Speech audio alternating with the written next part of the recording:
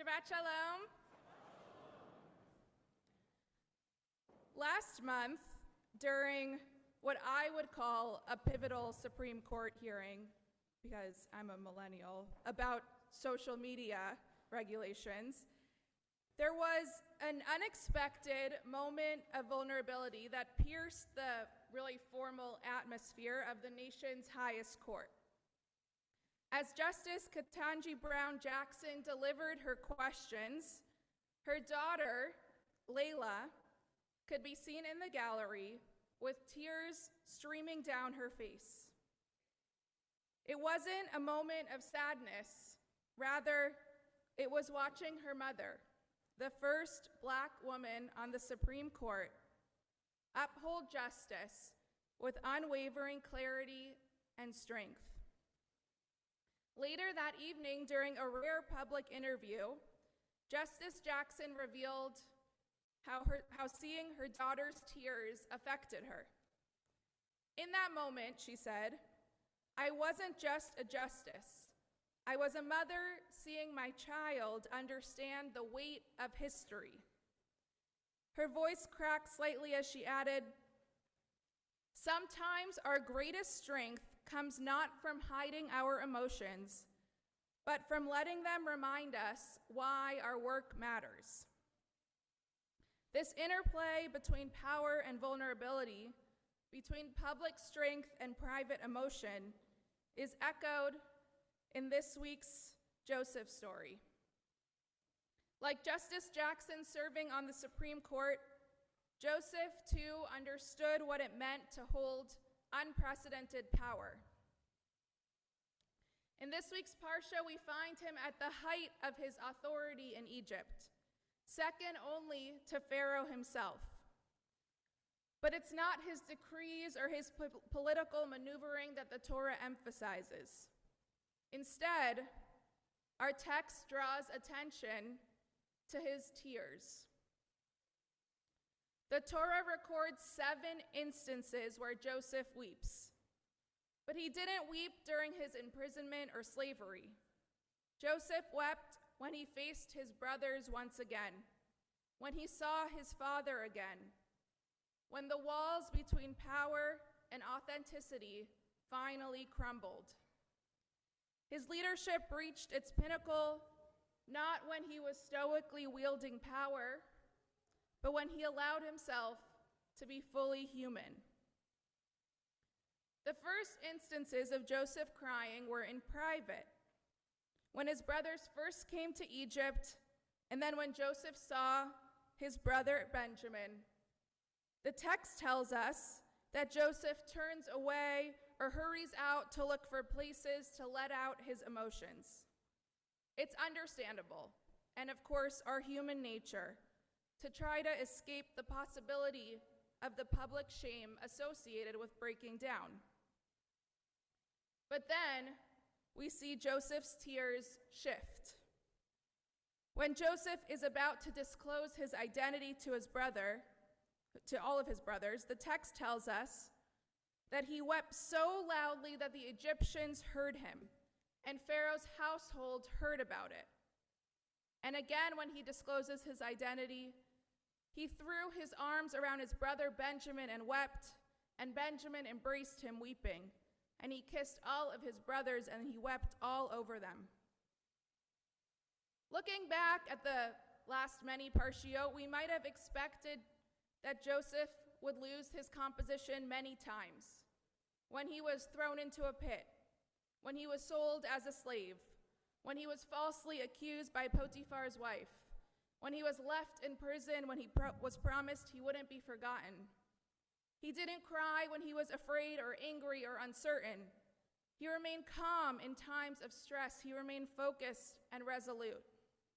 He met his reality head on with resilience. But it was his own situations that bring him to tears, not when he was in physical danger, but when his personal life shifted. He doesn't cry in peril.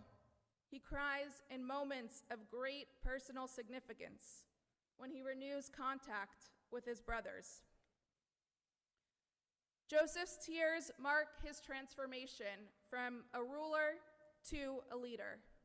Finally, he's able to weep openly, and his voice echoes through Pharaoh's palace. This shows that true power, it's not diminished by vulnerability. Instead, it grows stronger. There's a Bible scholar, Kathleen M. O'Connor, who wrote a book on lamentation and tears. And she writes, "Tears can give birth to watery hope. They can wash out space once occupied by despair or fury or sorrow. And in that space, hope can emerge uninvited. Tears, they need reverent and tender treatment because they express what bodies know without words. They well up spontaneously, and only violence can prevent or dispel them. And God honors and preserves tears." O'Connor taps into an ancient understanding of tears as transformative agents. In Jewish tradition, tears hold a special status of prayers without words. The Talmud teaches that Sharei Dma'ot, the gates of tears, they're never locked, even when the gates of prayers are. The emotional release, it creates space, both literal and metaphorical. The Talmud sees tears as a unique form of prayer, not one bound by time or structure, not one limited by the words in front of you, but a direct channel to God. But Joseph's tears do not just provide individual healing. The Egyptians heard his weeping, and his outpour became a bridge between private pain and public transformation. Vulnerability, when it's witnessed and honored, can create ripples of healing through an entire community. Joseph's weeping transformed the palace from a place of power to a space of reconciliation. When Joseph sheds his tears, he cries out with hopes of reconciliation, with hopes of moving on from his past and into a new future. These tears, they provide a physiological release, creating literal and metaphorical space for new emotional states. There was a 20th century Moroccan-Israeli woman named Yemima Avital, who shared psycho-spiritual teachings that were rooted in Torah, but not necessarily Parsha related. One thing she was known to say was, "Koach hatikun gadol mikoach hamiskeh." The power of repair is greater than the power of a mistake, the bad thing. This principle aligns deeply with the concept of tshuva, something we're not necessarily thinking about as the snow falls outside in the depths of winter, but that Joseph actually reminds us to. Joseph achieves levels of personal tshuva through his tears. As I imagine the pain and loss Joseph must have felt when he first came into contact with his brothers, I imagine that he must have wanted to run away from them or blame them or continue on without them. But each time Joseph weeps, he chips away at the walls built by the estrangement and trauma of his past. Both O'Connor and Yemima teach us the reason that Joseph's tears come in these moments of reconciliation and not in the moments of persecution. His weeping represents not just emotional release, but active participation in repair. When he finally reveals himself to his brothers, his tears serve as the dissolution of his masked identity and the rebirth of his familial bonds.